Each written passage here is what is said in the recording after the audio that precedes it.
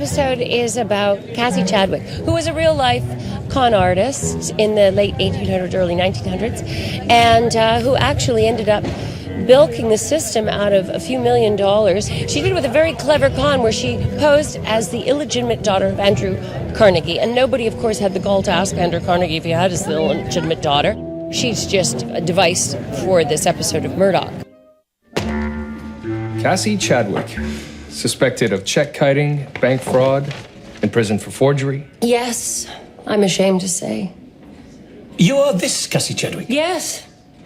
Yes, I am, although that life is far behind me now. I noticed in reading quickly her biography that she always was, from her earliest times as a little girl, was prone to telling fibs and to being a little devious. Well, that's just the development of one individual person who, in growing up with other good people, they would pray for her. And once she became a little mobile and got into the Cleveland Society, although I see she broke into some other businesses there as well, beyond just fraud.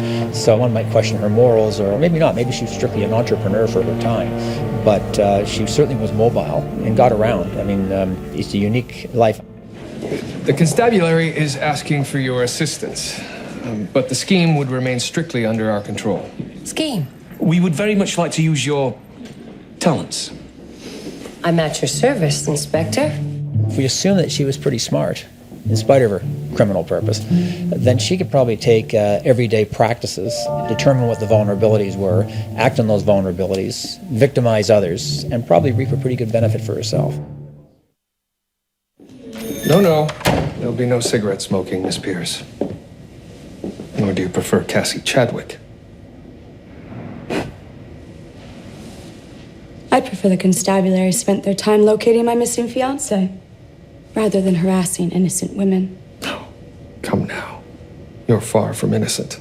We actually bring back Eva Pearce, and we found that she's trying to get money from her deceased husband, and I get to go undercover as a French mademoiselle, and I pretend that I am one of his mistresses who would also be entitled to the money. So we use a con to catch a con. Well, I think they have to be good actors. They have to know how to play off the emotion of whoever they're trying to con. Eva, I mean, she's a good seductress. She's confident, and I think that really puts off the authorities. I think if you're confident, it leads them guessing. The ability to lie with absolutely no conscience and no guilt. I mean, it's a game to her, and she loves it, and so she's having great fun while she's doing it.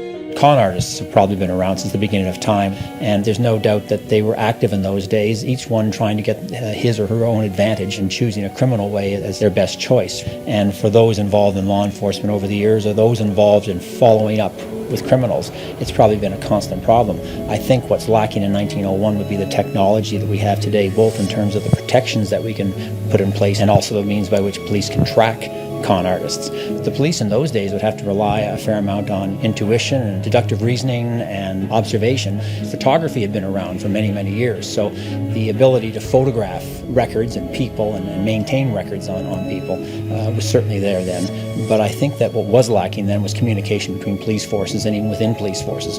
A good example would be that in 1893, in the United States, it was determined that communication between police forces was almost non-existent. So a person would commit a crime in one jurisdiction, move to another jurisdiction, commit similar crimes, and there'd be no linkage between the two.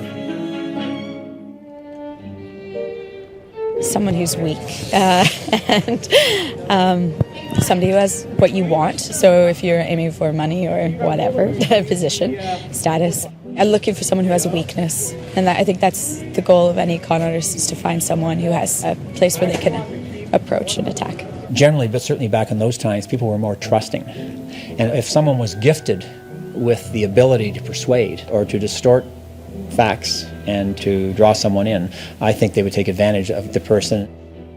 I must say, Detective, you seem less than pleased to have discovered a more likely suspect than myself.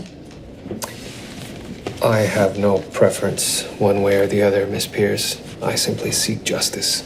I don't believe that to be true, William. May I call you William? I'd prefer not.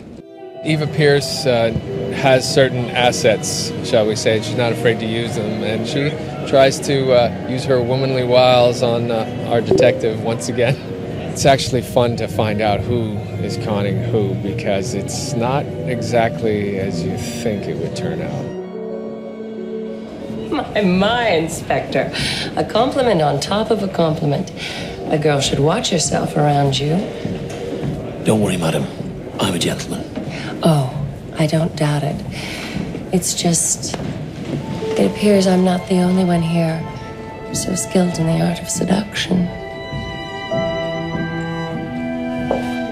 Certainly men could be duped by women. If you look at the charm and the way in which she might assume a particular sophisticated air and style and approach, then she could probably charm men in a way that would cause them to make decisions they might not otherwise make. Women can be very misleading. We are all capable of looking straight into a man's eye and disguising any lie as the truth. We do it every day. Well, all are capable, but not all are so inclined. Well, I hope for your sake that's true, Detective. I hope at the end of the episode they feel better the way that I feel better, is the fact that, you know, here she is, this really larger-than-life character, a woman who, at the time when women couldn't even vote, had no rights, pulled the wool over all of their eyes. And I think that's, you know, such a fun thing to do, and I hope they're cheering for her.